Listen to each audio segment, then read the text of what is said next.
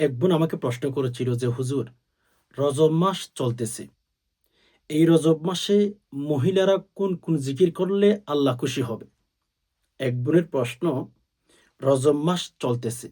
উনি আমাকে প্রশ্ন করলেন, এই রজব মাসে মহিলারা বাসাবাড়িতে কোন কোন জিকির করলে আল্লাহ পাক রব্বুল আলামিন খুশি হবে? সম্মানিত মা ও বোনদের জন্য আজকের এই ভিডিওটি অত্যন্ত গুরুত্বপূর্ণ। আমি আজকের ভিডিওর মধ্যে মা বোনদের জন্য বেশি জিকিরের কথা বলবো না। জিকির অসংখ্য অগণিত আছে। বাস শুধুমাত্র কেবলমাত্র আমি মা বোনদের জন্য ৩ টি জিকিরের কথা বলবো। যেই বোন আমাকে প্রশ্নটা করেছেন, আমি সে বোনকে কেন্দ্র করে পৃথিবীর যে প্রান্তে থাকেন না কেন, যে সমস্ত বোনেরা আমার ভিডিও দেখেন, সে সমস্ত বোনদেরকে আমি বলবো আজকের ভিডিওটি দেখার জন্যে। ছোট্ট, ছোট্ট কিছু জিকির আপনাকে শিখিয়ে দেব। ইনশাআল্লাহ আমার বিশ্বাস রব্বুল আলামিন আপনার উপর খুশি হয়ে যাবেন। রব্বুল আলামিন আপনাকে জান্নাতের মালিক বানিয়ে দিবেন। রব্বুল আলামিন আপনার উপর এমনভাবে খুশি হয়ে যাবেন কখনো ভাবতেও পারবেন না। হাসতেই, হাসতেই জান্নাতে ঢুকে যাবেন ইনশাআল্লাহ। আমি ৩ টি জিকিরের কথা আপনাকে শিখিয়ে দেব। সেই জিকিরগুলো স্ক্রিনে উচ্চারণ দিয়ে দেব। শব্দে, শব্দে ইনশাআল্লাহ শিখে নিতে পারবেন। একটু সবর করেন। ভিডিওটি শুরু থেকে শেষ অব্দি দেখতেই থাকুন। আর হ্যাঁ, এখনো পর্যন্ত যে সমস্ত ভাই-বোন লাইক করুন না, অবশ্যই একটি লাইক করে ফেলুন। চ্যানেলটি সাবস্ক্রাইব করে অল নোটিফিকেশন অন করে ফেলুন। সম্মানিত দিনী ভাই বোন, প্রথমেই আমি বলি জিকির সম্পর্কে। জিকির এটার অর্থ হচ্ছে স্মরণ করা। যে যাকে বেশি মহাব্বত করে বা পছন্দ করে ভালোবাসে, দেখবেন সে ব্যক্তি তার কথা বেশি স্মরণ করে যে হাই হাই, আমি তো ওই ব্যক্তিকে অনেক পছন্দ করি, আমি তো ওই ব্যক্তিটাকে অনেক পছন্দ করি। একদিন যদি ফোন না করে, আপনি তাকে ফোন করে বলেন, কি হয়েছে আপনার? আজকে এতক্ষণ পর্যন্ত আমার সাথে কথা বলেন নাই কেন? আজকে এতদিন পর্যন্ত আমার সাথে কোনো মেসেজ করেন নাই কেন? অথচ ১ ঘন্টা বা ১ দিন বা ১০ ঘন্টা বা ৫ ঘন্টা। ওই যে আপনাকে যে পছন্দ করে সে কি বলে? যে, "কিরে ভাই, আপনি আমাকে তো আজকে স্মরণ করলেন না যে?" একটা দিন মাত্র। যিকরুন অর্থ স্মরণ করা। আল্লাহ তাআলা বলেন, "ফাযকুরুনি আযকুরুকুম ওয়াশকুরু লি ওয়ালা তাকফুরুন।" আসমানের মালিক, জমিনের মালিক বলেন, "ফাযকুরুনি আযকুরুকুম ওয়াশকুরু লি ওয়ালা তাকফুরুন।" যিকরুন অর্থ কি বললাম? যে আল্লাহ পাক রব্বুল আলামিনকে স্মরণ রাখা। আর যে ব্যক্তি রব্বুল আলামিনকে স্মরণ রাখবে, আল্লাহ বলেন আমি তারে স্মরণ রাখবো। আল্লাহ পাকের স্মরণ কিরকম? আপনার স্মরণ কিরকম? আপনি যেখানে যাবেন সেখানে রব্বুল আলমিনের কথা মনে রাখবেন, রব্বুল আলমিনের কথা স্মরণ রাখবেন। রব্বুল আলমিনকে বলে যাবেন না। আকাশে থাকেন, বিমানে থাকেন, জমিনে থাকেন, দেশে থাকেন, দেশের বাহিরে থাকেন। আমার রবকে স্মরণ রাখলে আমার বিশ্বাস আমার রব আপনাকে বলে যাবে না। এজন্য আমার রবকে আপনি স্মরণ রাখেন। সারা জাহানের মালিক, আসমানের মালিককে যখন আপনি স্মরণ রাখবেন, রব্বে কাবার কসম, কোরআনুল কারীমের ইনফরমেশন, ফাযকুরুনি আযকুরুকুম ওয়াশকুরু লি ওয়ালা তাকফুরুন। রব্বুল আলামিন বলেন, তুই আমাকে স্মরণ কর বান্দা-বান্দি, তোমরা আমাকে স্মরণ করো, আমি তোমাদেরকে স্মরণ করতে দেরি করব না। আল্লাহ পাকের স্মরণ কিরকম একটু আপনাদেরকে বুঝাই, একটু সবর করেন। আল্লাহ পাক রব্বুল আলামিন বলেন যে, বান্দা তুই আমাকে যেখানে যাবি সেখানে যদি স্মরণ করতে পারিস, তুইও শুনে রাখিস। আমি আল্লাহ ওয়াদা দিতেছি, তরে আমি স্মরণ করব, যেখানে থাকবি সেখানে স্মরণ করব। যেমন আপনি আমি যখন বিপদের মধ্যে পড়ে যাব, আমি যখন বিপদে পড়ে যাব, আপনি যখন বিপদের মধ্যে পড়ে যাবেন, ওই সময়ের মধ্যে যদি আপনি রবকে ডাক দেন, রব্বুল আলামিন আপনাকে সহযোগিতা করবেন। আল্লাহ পাক রব্বুল আলামিন আপনাকে হেল্প করবেন। সকল প্রকার বলা মুসিবত দুর্ঘটনা রব্বুল আলামিন দূর করে দিবেন। এটার স্মরণ অর্থই এইটাই। আল্লাহ পাক রব্বুল আলামিনের স্মরণ অন্যরকম। আপনি অভাবে পড়ে গেছেন, রব্বুল আলমিনকে ডাকবেন, রব্বুল আলমিন আপনার অভাব দূর করে দিবেন, এটাই আল্লাহ পাকের স্মরণ। আপনার চাকরি চলে গেছে, চাকরির প্রয়োজন, রব্বুল আলমিনকে যখন বলবেন আল্লাহ চাকরি দান করেন, আল্লাহ চাকরির ব্যবস্থা করে দিন, এভাবে যখন রব্বুল আলমিনকে বলবেন, রব্বুল আলমিন আপনাকে স্মরণ করবে। এটার অর্থ এমনই, আপনি যা চাইবেন তাই আল্লাহ আপনাকে দিয়ে দিবেন। ফাযকুরুনি আযকুরুকুম ওয়াশকুরুলি ওয়ালা তাকফুরুন। আল্লাহ তাআলাকে যদি কোনো বান্দা স্মরণ করে, আল্লাহ পাক রব্বুল আলামিন ওই বান্দাকে দিয়েই থাকেন। রব্বুল আলামিনকে স্মরণ করলে রব্বুল আলামিন আপনাকে আমাকে দিবেন এটা নিশ্চিত।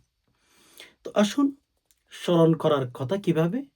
১ নাম্বার আমি বলব, বিশেষ করে মা বোনরা যারা যেখান থেকে যে প্রান্ত থেকে আমার ভিডিওটি ক্লিক করেছেন, সময় বের করে একটু দেখার চেষ্টা করবেন। আমি অনুরোধ করব ভিডিওটি দেখার জন্যে। ১ নাম্বার মা বোনদেরকে বলব, বাসাবাড়িতে আপনি থাকেন, সবসময় আপনি লা ইলাহা ইল্লাল্লাহ, লা ইলাহা ইল্লাল্লাহ, লা ইলাহা ইল্লাল্লাহ, লা ইলাহা ইল্লাল্লাহ। মা বোনদেরকে বলবো, বাসাবাড়িতে যতক্ষণ থাকবেন, বসে থাকবেন, শুয়ে থাকবেন, যখনই ফ্রি থাকবেন মুখ থেকে এই কালিমাটা পাঠ করতেই থাকুন।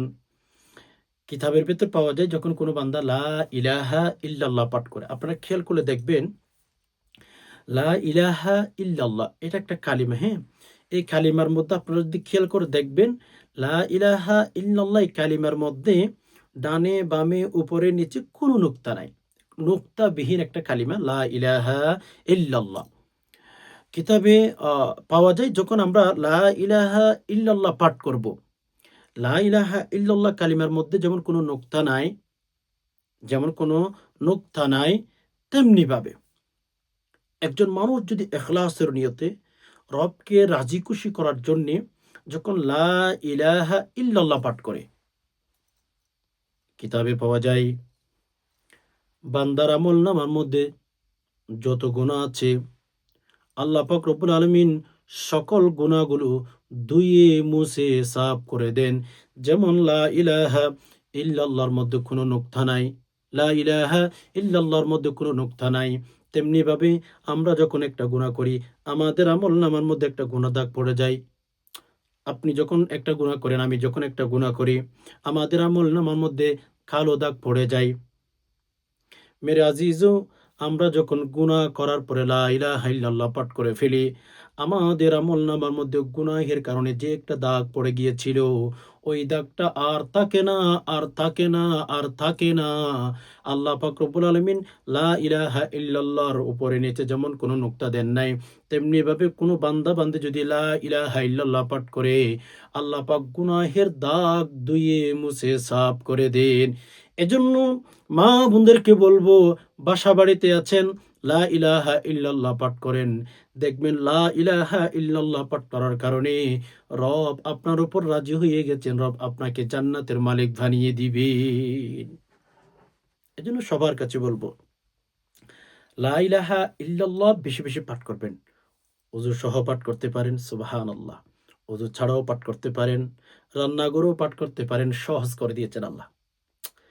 একটা জিনিস খেয়াল করলে আপনারা বুঝবেন, আমাদের লাইফে যে জিনিসটা বেশি প্রয়োজন, নিঃশ্বাস দেখতেছেন না?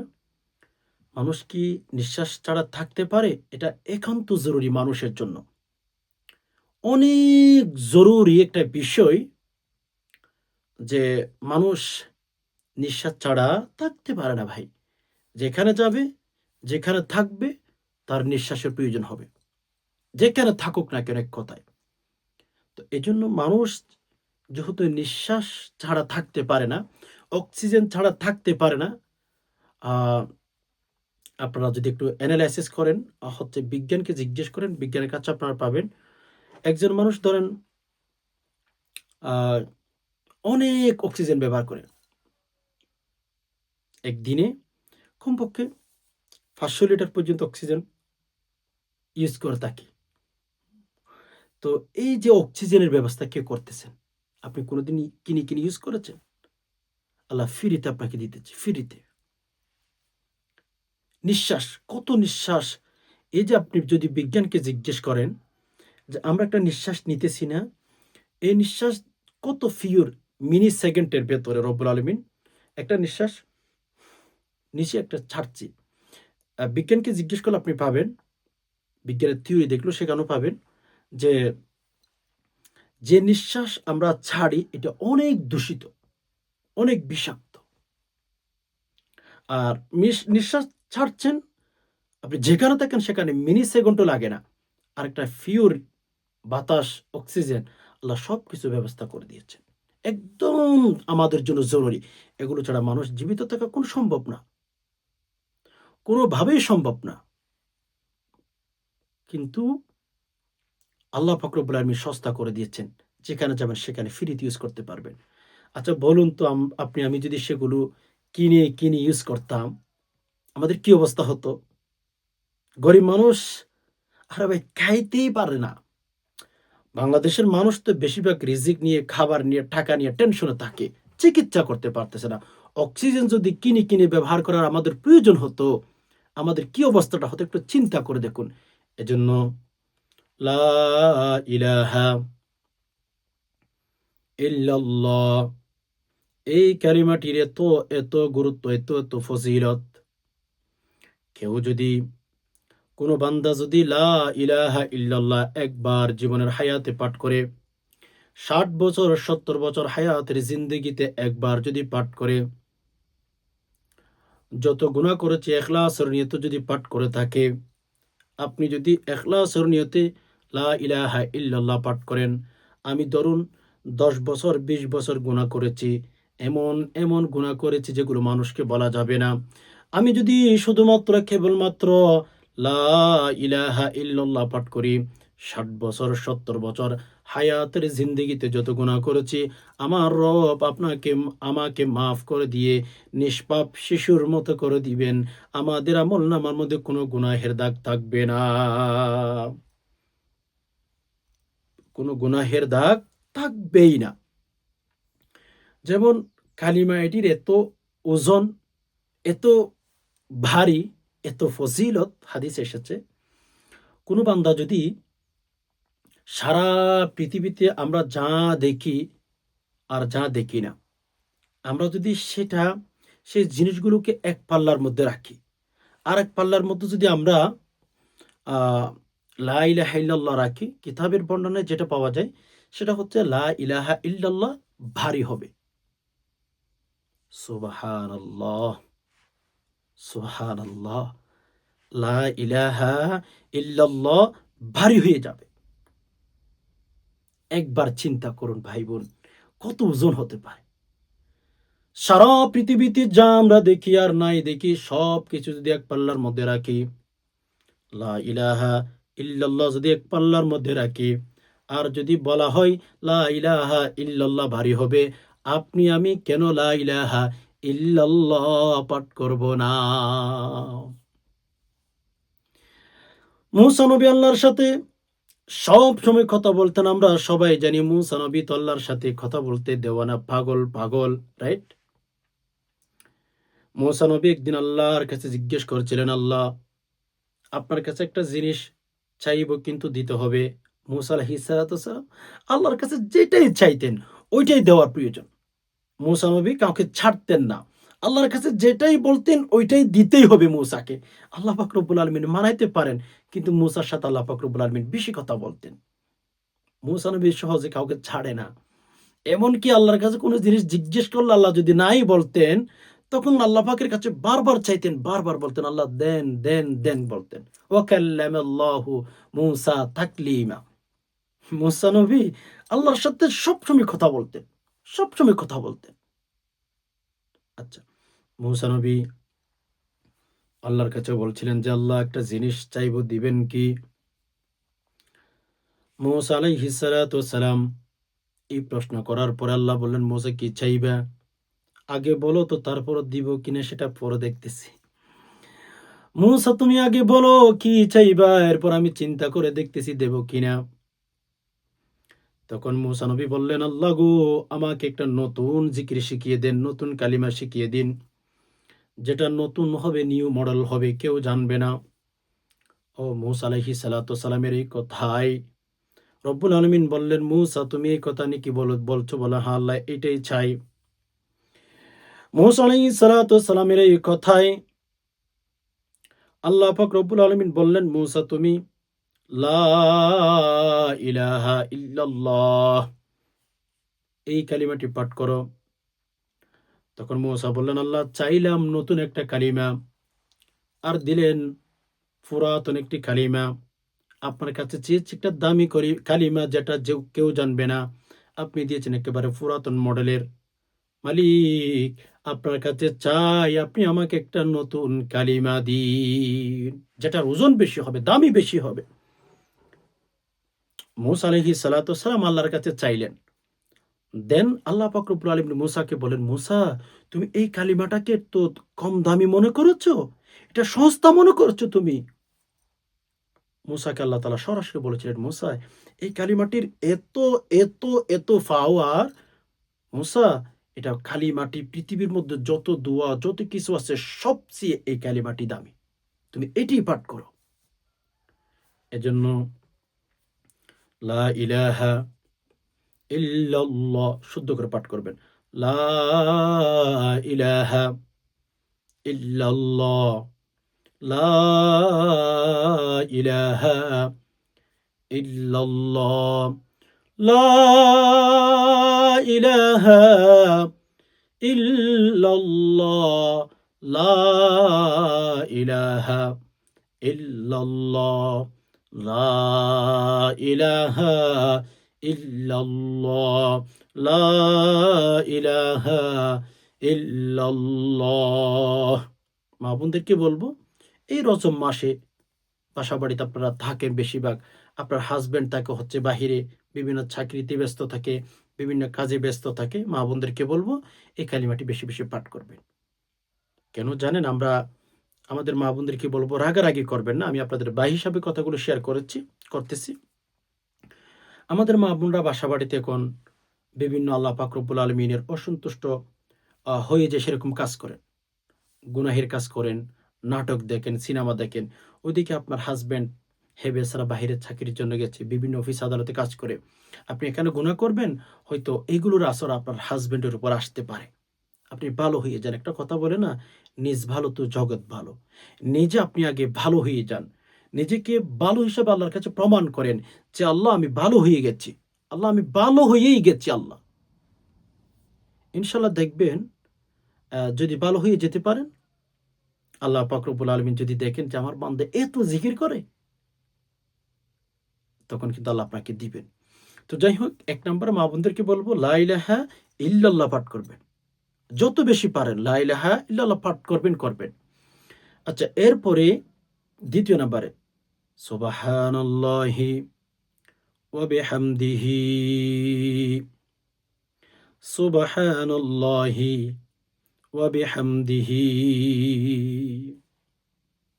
জিকিরের অনেক ফজিলত ভাই, এগুলো বললে ভিডিও অনেক লং হয়ে যাবে। লেকিন আমি সংক্ষিপ্ত করে বলছি আপনাদেরকে কথাগুলো। এক একটা কালিমা দিয়ে তো সারাদিন কথা বলা যাবে, সারা মাস কথা বলা যাবে, ১ সপ্তাহ কথা বলা যাবে, বুঝেন না? এজন্য সুবহানাল্লাহি ওয়া বিহামদিহি দৈনিক ১০০ বার করে পাঠ করবেন। যখন মানুষ গুরুকে জান্নাতে ঢুকিয়ে দিবে, আমরা সবাই জানি, একজন মানুষ যখন জান্নাতে যাবে, একজন মানুষ যখন জান্নাতের ভেতরে প্রবেশ করে ফেলবে, ওই মানুষটা কোনোদিন কোনো বিষয় নিয়ে আফসোস করবে না। আর ভাই, জান্নাতে ঢুকলে আফসোস নেই, এটা আমরা ছোটবেলা থেকে শুনছি, এটা হাদিসের কথাও সেটি। মানুষ জান্নাতে গেলে তার কোনো টেনশন, ডিপ্রেশন কিচ্ছু থাকবে না। বাস খালাস। মানুষ যখন জান্নাতে ঢুকে যাবে, তখন তার কোনো চিন্তা আফসোস থাকবে না। এটা আমরা সবাই জানি। লেকিন আপনাকে একটা আফসোসের কথা আপনাকে বলবো আজকে। একটা আফসোস মানুষের ভেতরে থেকে যাবে। সেটা কি জানেন? মানুষের ভেতরে একটা আফসোস থাকবে, সেটা হচ্ছে যখন জান্নাতে ঢুকে যাবে, জান্নাতের ভেতরে গিয়ে দেখবে তার কিছু পরিচিত মানুষ, তার কিছু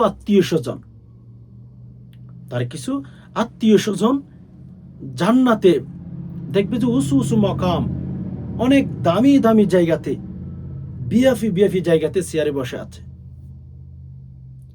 কিছু আত্মীয় স্বজনকে আপনি দেখবেন, আমি দেখব যে অনেক দামি দামি উঁচু উঁচু জায়গাতে বসে আছে।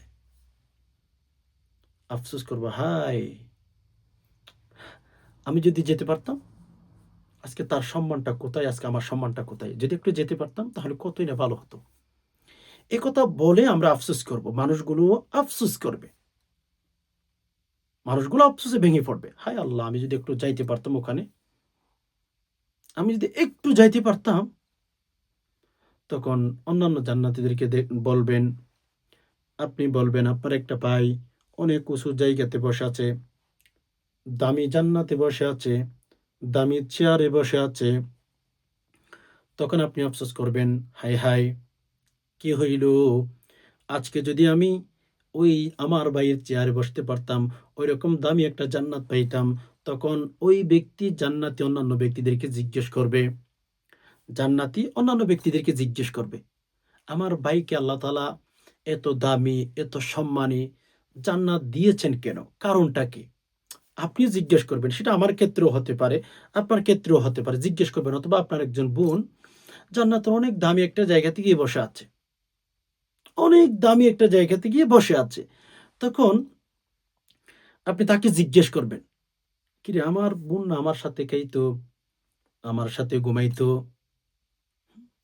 আমার সাথে গোসল করত। আমি যে ঘরে ঘুমাইতাম ওই ঘরে ঘুমাইতো। আজকে দেখি আমার বোনটা অনেক দামি একটা জায়গাতে চলে গেল। কারণটা কি? আজকে দেখি আমার একজন বোন অনেক দামি জায়গাতে চলে গেছে। হয়, কারণ কি? আপনিও জিজ্ঞেস করবেন, সেটা আমিও জিজ্ঞেস করতে পারি। তখন অন্যান্য জান্নাতীরা বলবেন, আপনার ওই বোন বেশি বেশি সুবহানাল্লাহ, আলহামদুলিল্লাহ পাঠ করেছে। অর্থাৎ আল্লাহ পাকের জিকির বেশি করার কারণে রব্বুল আলামিন ওই আপনার বোনকে বেশি সম্মানিত করেছেন। বিদায় আমি আপনাদেরকে বলবো, হে মা, হে বোন, যারা ভিডিওটি দেখেছেন, বেশি বেশি সুবহানাল্লাহি ওয়া বিহামদিহি, সুবহানাল্লাহি ওয়া বিহামদিহি, শুদ্ধ করে সুবহানাল্লাহি ওয়া বিহামদিহি, সুবহানাল্লাহি ওয়া বিহামদিহি। কোন বান্দা যখন জিকির করে, মুখ থেকে যখন জিকির বের করে, তখন আল্লাহ ডাক দিয়ে চিৎকার দিয়ে, ফেরেশতারা অমুক জায়গাতে অমুক একজন ব্যক্তি সাব্বাহনি, সে কি আমার জিকির করেছে, হামিদানি, সে কি আমার প্রশংসা করেছে।